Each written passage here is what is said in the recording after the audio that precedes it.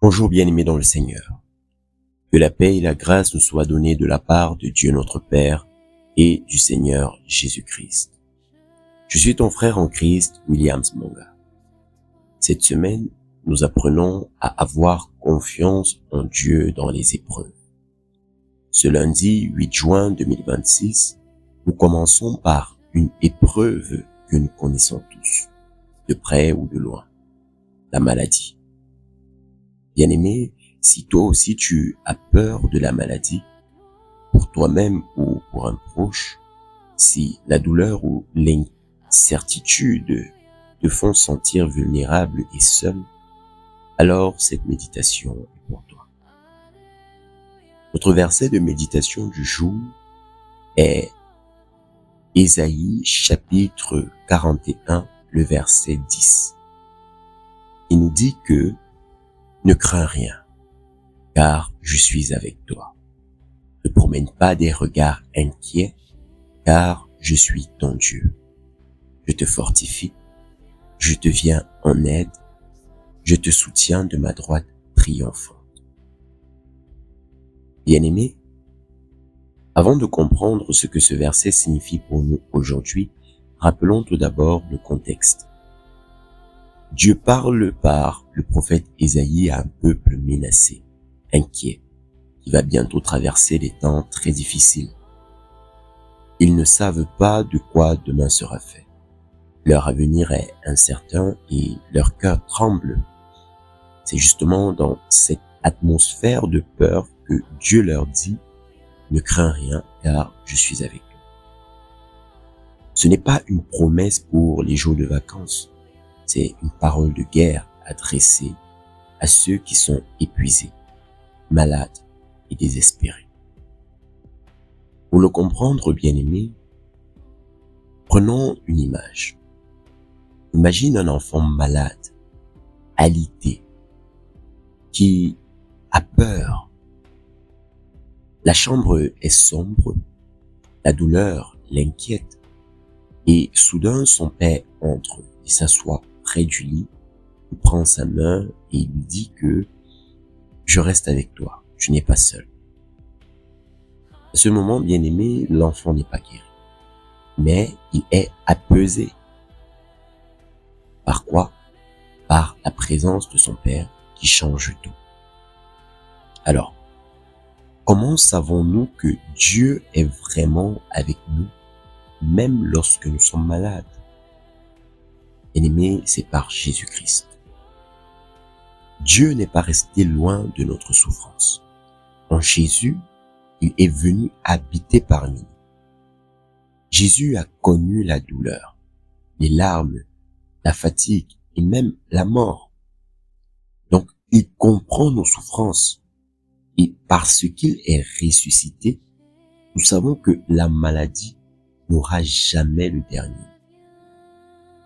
Voilà donc la promesse de Dieu. Il ne dit pas toujours que la maladie disparaîtra immédiatement. Non. Et il dit que je suis là, je te fortifie, je te soutiens. Sa présence ne supprime pas toujours la souffrance, mais elle la traverse avec toi. Alors, qu'est-ce que ce verset nous apprend aujourd'hui? La première vérité, bien-aimée, s'exprime lorsque le passage nous dit « Ne crains rien, car je suis avec toi ». On voit que la peur est naturelle, mais la présence de Dieu la désarme. Ce n'est pas l'absence de danger, c'est la présence du Père qui nous rassure. La deuxième vérité s'exprime lorsque le passage dit « Ne promène pas des regards inquiets ». C'est-à-dire que l'inquiétude vagabonde et très souvent elle imagine le pire. Mais Dieu nous demande de ramener notre regard sur lui. Donc, ne passe pas ton temps à imaginer des catastrophes bien-aimées. Concentre-toi sur les promesses de Dieu. La troisième vérité s'exprime lorsque le passage nous dit « Je te fortifie, je te viens en aide, je te soutiens ».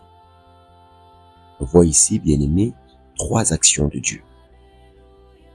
Premièrement, il te fortifie, c'est-à-dire que tu n'es plus épuisé.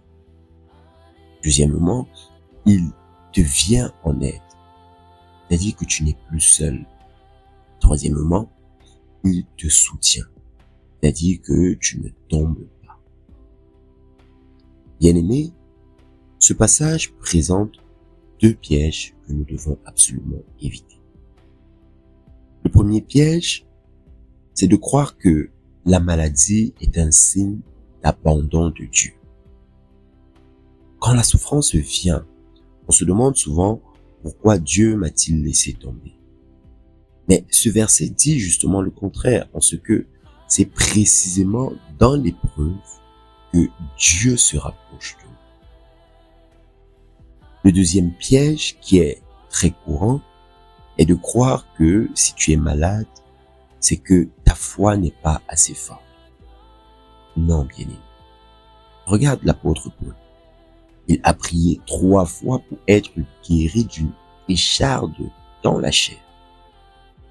Dieu ne l'a pas guéri, mais il lui a dit que ma grâce te suffit.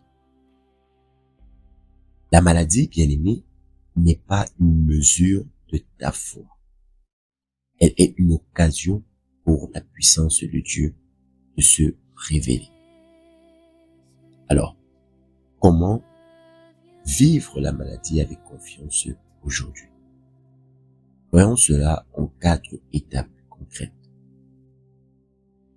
Dans la première étape, bien-aimé, si tu traverses une maladie ou si tu crains d'en traverser une, confie cette peur à Dieu. Dis-lui simplement que, Seigneur, je te donne cette angoisse. Dans la deuxième étape, relis Ésaïe chapitre 41, le verset 10 plusieurs fois. À ce niveau, bien-aimé, remplace le toi par moi. Donc, dis à voix haute, je ne crains rien, car Dieu est avec moi. Il me fortifie, il me soutient.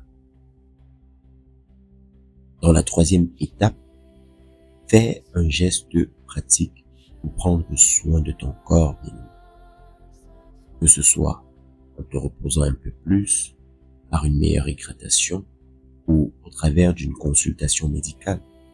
Fais cela sans angoisse, mais avec confiance. Agis en paix, pas en panique. Et dans la quatrième étape, déclare que même malade, je ne suis pas seul. Dieu est avec moi. Il me soutient de sa main triomphante.